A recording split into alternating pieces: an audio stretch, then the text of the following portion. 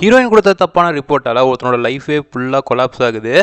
அதே மாதிரி நம்ம ஹீரோவை லவ் பண்ணுற மாதிரி ஏமாற்றி கடைசியாக நம்ம ஹீரோவே லவ் பண்ணின்னு சொல்லி ஒரு ஃபீல் குடான ஒரு லவ் ஃபிலிம் தான் உங்களுக்காக எடுத்துகிட்டு வந்திருக்கேன். வீடியோக்குள்ளே போகிறதுக்கு முன்னாடி நீங்கள் நம்ம சேனலுக்கு புதுசாக இருந்தால் சப்ஸ்கிரைப் பண்ணிட்டு வீடியோக்கு லைக் மட்டும் பண்ணிடுங்க. வாங்க ஸ்ட்ரெயிட்டாக வீடியோக்குள்ளே போகலாம். ஹீரோ அவசரமாக ஹாஸ்பிட்டலுக்கு ஓடி வந்துட்டு இருக்காரு யாரையோ பார்க்க. ஆனால் அவரோட ஃப்ரெண்டு அவரை தடுத்து நிறுத்துறாரு உள்ளே போகாதன்னு.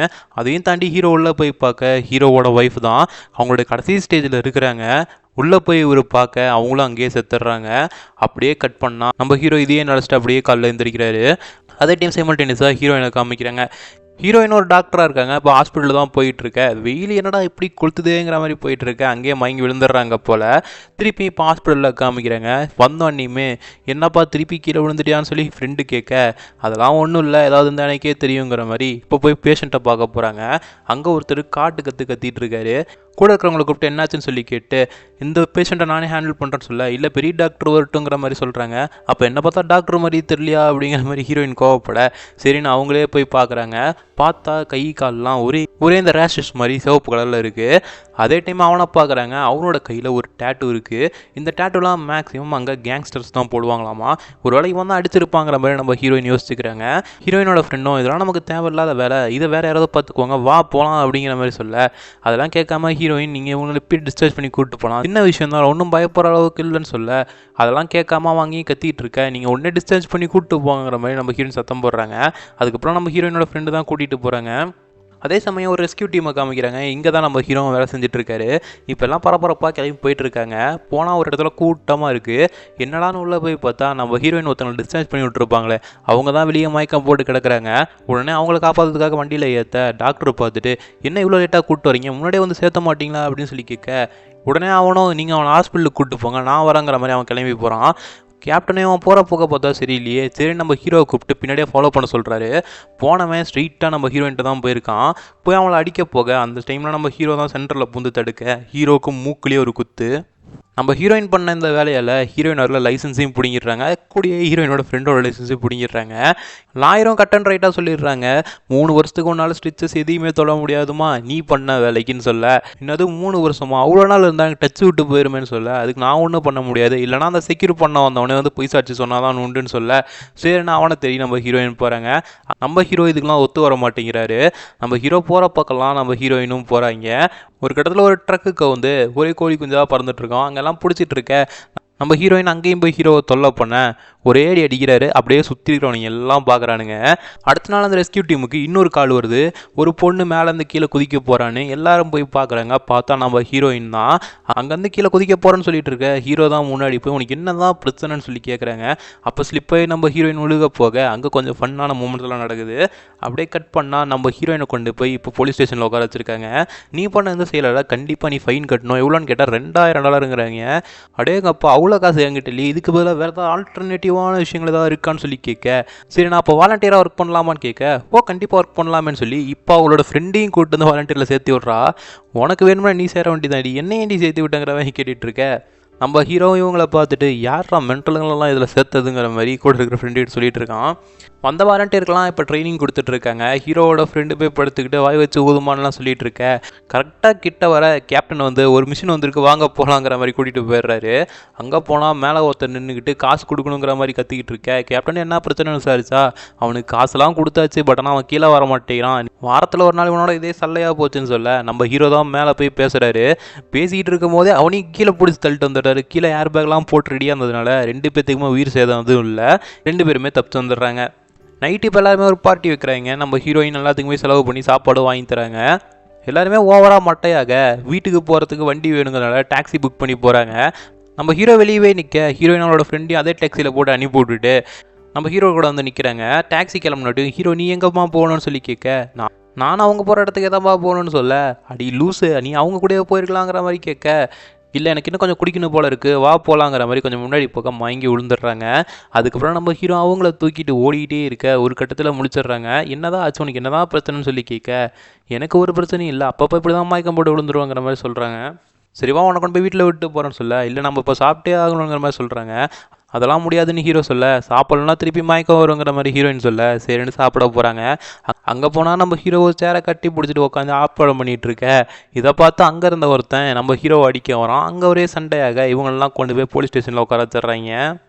ரெஸ்கியூ டீமில் வந்து ஹீரோவோட ஃப்ரெண்ட்ஸ்லாம் வந்து ஹீரோவை ரெஸ்கியூ பண்ணிட்டு போயிடுறாங்க அவங்க கிட்டேருந்து. அதே டைம் ஆனால் ஹீரோயினை கூப்பிட்டு போகலை. அடுத்த நாள் காலையில் தான் நம்ம ஹீரோக்கே இதெல்லாம் தெரிய வர, சரின்னு நம்ம ஹீரோ போய் ஹீரோயினை கூப்பிட்டு வராங்க. வரவல்ல ஹீரோயின் கம்முன்னு இல்லாமல் ஹீரோ ஒய்ஃபோட டாலர் மேலே மாட்டியிருக்காங்க. அதை பிடிச்சலாம் கொஞ்சம் நோண்டிக்கிட்டே வர கம்முன்னு இருங்கிற மாதிரி டாலரை பிடிங்கி வச்சுக்கிறாங்க. அண்ட் தென் ஒய்ஃப் செத்துட்டாங்களான்னு சொல்லி ஹீரோயினும் கேட்டுட்டு அவங்களோட அம்மா செத்த கதையெல்லாம் சொல்லிகிட்டு இருக்காங்க. இதெல்லாம் கேட்டு நம்ம ஹீரோவும் கொஞ்சம் மனசு வருத்தமாக தான் இருக்குது. திடீர்னு நம்ம ஹீரோயினுக்கு கால் வர எடுத்து அம்மாங்கிறாங்க. அப்போ தான் நம்ம ஹீரோயினுக்கு ரியலைஸ் ஆகுது இவன் கண்டுபிடிச்சிருவானாங்கிற மாதிரி. அந்த இடத்துலேயே ஹீரோ என்கிட்ட பொய்யாடி சொல்கிறங்கிற மாதிரி அங்கேயே ஹீரோயின் இறக்கி விட்டு போயிடுறாங்க. அதுக்கப்புறம் திருப்பி ஒரு ரெஸ்கியூ ஆப்ரேஷன் வருது. எல்லாரும் வேகமாக கிளம்பி போகிறாங்க. உள்ள கேஸ்லாம் லீக் ஆகிட்டு இருக்க. எல்லாத்தையுமே ரெஸ்கியூ பண்ணிட்டு இப்போ ரெஸ்கியூ டீமும் கிளம்பிடுது. வண்டியிலலாம் யார் யார் இருக்காங்கன்னு சொல்லி நம்ம ஹீரோ கேட்டுகிட்டே இருக்க. நம்ம ஹீரோயின் எங்கேயுமே இல்லை. அதுக்கப்புறம் தான் நம்ம ஹீரோவுக்கு தெரியுது அவ உள்ளே மயங்கி விழுந்துட்டான்னு. நம்ம ஹீரோ திருப்பியும் போக அங்கே இருக்கிற டோர் க்ளோஸ் ஆயிடுது. வேற வழியே இல்லாமல் அங்கே இருக்கிற டெம்பரேச்சர் ரொம்ப மைனஸ் ஆகிட்டு இருக்க. நம்ம ஹீரோவும் ஹீரோயினும் உள்ளே மாட்டிக்கிறாங்க. ஒரு வழியாக ரெஸ்கியூ டீம் அவங்க 2 பேர்த்தையும் காப்பாற்றி கொண்டு போய் ஹாஸ்பிட்டலில் சேர்த்துறாங்க. ஆக்சுவலி இந்த இன்சிடென்ட்க்கு அப்புறம் இவங்க 2 பேரும் ஓரளவுக்கு சேர ஆரம்பிக்கிறாங்க. நம்ம ஹீரோவும் அவங்களோட ஒய்ஃபை நம்ம ஹீரோயின் மூலியமாக பார்க்க ஆரம்பிக்கிறாரு. ஹீரோவும் டாக்டர்கிட்ட ஹீரோயினை கூட்டு போய் செக் பண்ணுறாங்க. ஏன் அடிக்கடி மயக்கம் போட்டு விழுவுறாங்கிற மாதிரி. அவங்களும் ஒன்றும் இல்லைங்கிற மாதிரி சொல்கிறாங்க. அதே டைம் சைமல்டேனியஸாக ஹாஸ்பிட்டலில் ஒய்ஃபை கொண்டு வந்து ஒருத்தர் சேர்த்துருப்பான்ல அவங்ககிட்ட உங்களோட ஒய்ஃப் இப்போ கோமா ஸ்டேஜுக்கு போயிட்டாங்கன்னு சொல்லி சொல்கிறாங்க. அதே இதை தான் நம்ம ஹீரோயின்ட்ட லாயரும் சொல்லிகிட்டு இருக்காங்க. இதை வந்து நம்ம ஹீரோயிட்டையும் ஹீரோயின் சொல்ல, நீ போய் ஃபஸ்ட்டு அவங்ககிட்ட மன்னிப்பு கேளுன்னு சொல்ல, ஹீரோயின் அதெல்லாம் முடியாது, என்னோட தப்பு இதில் ஒன்றுமே இல்லைன்னு சொல்ல, நம்ம ஹீரோ இதுக்கு மேலே நான் உங்கள்கிட்ட பேசவே மாட்டேன், நீ போய் அங்கே சாரி கேட்கலன்னு சொல்ல, இல்லை நான் கேட்க முடியாதுங்கிற மாதிரி ஹீரோயின் அங்கே வந்து போயிடுறாங்க. நம்ம ஹீரோவும் வீட்டுக்கு வந்தோடனே ஒய்ஃபோட ஃபோட்டோவை பார்க்க அப்போ தான் ஒரு ஃப்ளாஷ்பேக் காமிக்கிறாங்க. ஒரு பெரிய ஒரு ஆக்சிடென்ட் நடந்திருக்கு மாட்டிருக்கு. அங்கே தான் டோட்டல் ரெஸ்கியூ டீமே இருந்திருக்கு. அப்போ நம்ம ஹீரோ ஒருத்தவங்களுடைய பாடியிலேருந்து பிளட் அதிகமாக வர நம்ம ஹீரோ தான் அதை அழுத்தி பிடிச்சிட்டு இருக்காரு.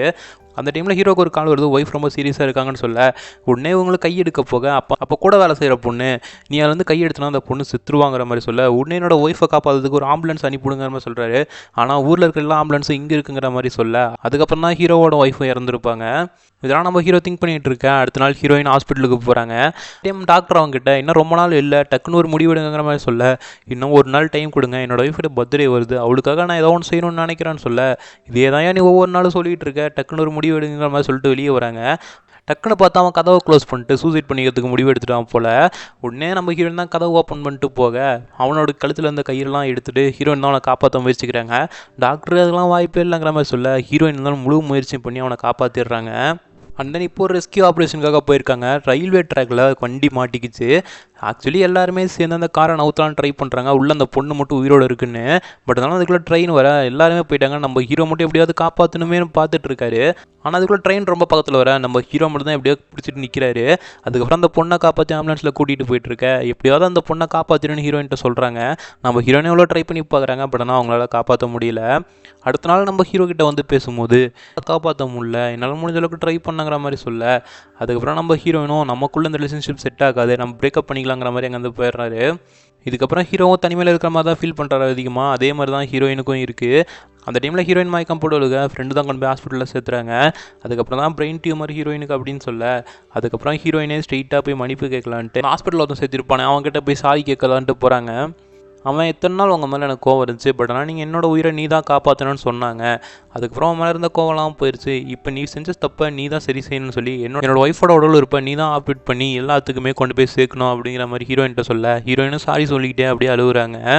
இந்த பக்கம் ரெஸ்கியூ டீம்லலாம் உட்காந்து சாப்பிட்டுட்டு இருக்கேன். அவங்க டீமில் இருக்க ஒரு பொண்ணு, இன்றைக்கி நான் கொஞ்சம் நேரமாக கிளம்பணும், நான் இன்றைக்கி ஒருத்தனோட டேட் போக போகிறேன்னு சொல்ல, அந்த பொண்ணு போயிட்டே இருக்கேன். நம்ம ஹீரோ வந்து என்னோட ஃப்ரெண்டு ஒன்று லவ் பண்ணுறான், எப்படி எக்ஸ்பிரஸ் பண்ணுறதுன்னு தெரியாமல் தான் இருக்கான்னு சொல்லிட்டு போக, கரெக்டாக அவளும் வெளியே போகிறான். அப்போ அவனோட ஃப்ரெண்டு வெளியே வந்து நாம் இன்றைக்கி சாப்பிட வெளியே போகலான்னு சொல்ல, என்ன டீமாக போகலாமா அப்படின்னு சொல்லி கேட்க, இல்லை நாம் 2 பேர் மட்டும்தான் நாம்பங்கிற மாதிரி சொல்லிட்டு போகிறான்.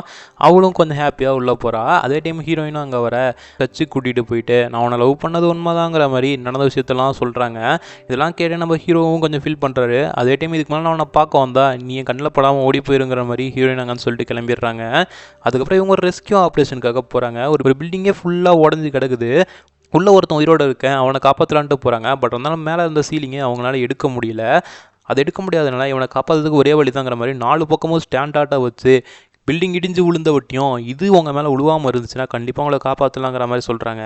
இதுதான் கொஞ்ச நேரத்தில் இடிஞ்சு விழுக போகுது, எல்லாம் வெளியே போங்கிற மாதிரி சொல்லிக்கிட்டே இருக்க நம்ம ஹீரோ மட்டும் நீங்களாம் போங்க நான் இவர் கூடயே இருக்கங்கிற மாதிரி சொல்கிறாரு. போகிறதுக்கு முன்னாடி நான் ஒரே ஒரு ஃபோன் மட்டும் பேசிக்கணும்னு சொல்லி அந்த ஆள் கேட்க அவங்ககிட்ட ஃபோனை கொடுக்குறாங்க. அவனோட ஒய்ஃபுக்கு ஃபோன் பண்ணி இன்னைக்கு கொஞ்சம் நேரமாக தூங்கிடுமா, நான் வரத்துக்கு கொஞ்சம் லேட் ஆகுங்கிற மாதிரி உயிர் போகிற நிலைமையில கூட ஒய்ஃபுக்கு ஃபோன் பண்ணி ஆறுதலாக 2 வார்த்தையை பேசிட்டு வைக்கிறாரு. அதுக்கப்புறம் எல்லாருமே வெளியே போகும்போது ஹீரோயின் கூப்பிட்றாங்க. ஹீரோனா வடாவடியா நான் உள்ளதான் இருப்பாங்கிற மாதிரி அவனுக்கு ஆறுதலாக உள்ளே இருக்காங்க. வெளியே வந்து கேப்டன்கிட்ட சொல்ல யாராம இவனோட ஒரே சல்லையாக போச்சுங்கிற மாதிரி நம்ம கேப்டனும் வேறு வெளியே எல்லாம் வெளியே நிற்கிறாரு. உள்ளே அந்த செவுத்துக்களில் மாட்டியிருக்கணும். உங்களோட லைஃப்பில் யாராச்சும் மிஸ் பண்ணுறீங்களான்னு சொல்லி கேட்க அப்போ தான் நம்ம ஹீரோ 2 நிமிஷம் ஹீரோயினை பற்றி நினச்சி பார்க்குறாங்க. ஹீரோயின் இதுக்கப்புறம் நீ ரிஸ்க்கான ஜாப்லாம் இது எடுக்கவே கூடாதுன்னு சொல்லியிருப்பாங்க. அதெல்லாம் நினச்சி பார்த்துட்டே இருக்கேன். அந்த டைமில் செவரும் கரெக்டாக இடிஞ்சு விழுந்துருது. அதுக்கப்புறம் டோட்டல் ரெஸ்கியூ டீமே வந்து உள்ளே பார்த்துட்டு இருக்காங்க. பார்த்தா அந்த செவருக்கல்ல மாட்டிகிட்டு இருந்தவன் இன்னும் உயிரோடு தான் இருக்கான். அதே டைம் ஹீரோ அங்கே இருக்காருங்கிற மாதிரி சொல்ல அதுக்கப்புறம் ஹீரோவையும் தூக்கி போட்டு கிளம்பிட்டு இருக்காங்க ஹாஸ்பிட்டலுக்கு வேகமாக. பார்த்தா அங்கே ஒரே டிராஃபிக் ஜாமில் மாட்டிக்க அதே டைம் நம்ம ஹீரோயினுக்கும் கால் போயிடுது இந்த மாதிரி ஹீரோக்கு ஆக்சிடென்ட் ஆயிடுச்சுன்னு. உடனே அவங்களும் வேகமாக வந்துட்டு இருக்காங்க. அவங்களும் டிராஃபிக்கில் மாட்டிக்க அந்த டைமில் நம்ம ஹீரோ கரெக்டாக இருந்துருச்சு. அவன் சேஃப் தானங்கிற மாதிரி கேட்டுட்டு இருக்க. சரி நான் கிளம்புறாங்கிற மாதிரி அங்கே வந்து டோர் ஓப்பன் பண்ணி அவர் படுக்க போயிட்டு இருக்காரு. கேப்டன் உள்ள உட்காந்துட்டு எப்படியாவது அவனை காப்பாற்றலான்னு பார்த்தா டிராஃபிக் வேறு ஏதாவது வழி இருக்கான்னு சொல்லி கேட்டுட்டு இருக்கேன். அவன் பார்த்தா கேப்டனை தாண்டி ஓடிட்டு இருக்கான். எங்கடா இது ஓடிட்டு இருக்கேன்னு சொல்லி கேட்க நானே போய் ஹாஸ்பிட்டலில் சேர்ந்துக்கிறேன் பொறுமையாக வாங்கிற மாதிரி கேப்டன்ட்ட சொல்லிட்டு ஓட பார்த்தா நம்ம ஹீரோயினும் அங்கே அந்த பக்கம் வந்து ஓடி தான் வந்துட்டு இருக்காங்க. கடைசியாக 2 பேரும் மீட் பண்ணிக்க 2 பேரும் சேர்ந்துடுறாங்க. அப்படியே இந்த படமும் இங்கே முடியுது. ஸோ இந்த படத்தை பற்றின உங்களோட கருத்துக்களை கீழே இருக்க கமெண்ட் பாக்ஸில் சொல்லுங்கள். என்னோட ரிவ்யூ பார்த்தீங்கன்னா நல்ல ஒரு ஃபீல் குடான ஒரு ஃபிலிம் தான். ரொம்ப நாளைக்கு அப்புறம் பார்க்குற மாதிரி இருக்குது. பார்க்கலாம். இதே மாதிரி வேறு ஏதாவது நல்ல படமாக இருந்தால் நான் எடுத்துகிட்டு வரேன். அதை நீங்கள் ஒன்று கொண்டு தெரிஞ்சுக்கணும்னா நம்ம சேனல் மறக்காமல் சப்ஸ்கிரைப் பண்ணிட்டு பக்கத்தில் பெல் ஐகான் அழுத்தி வைங்க.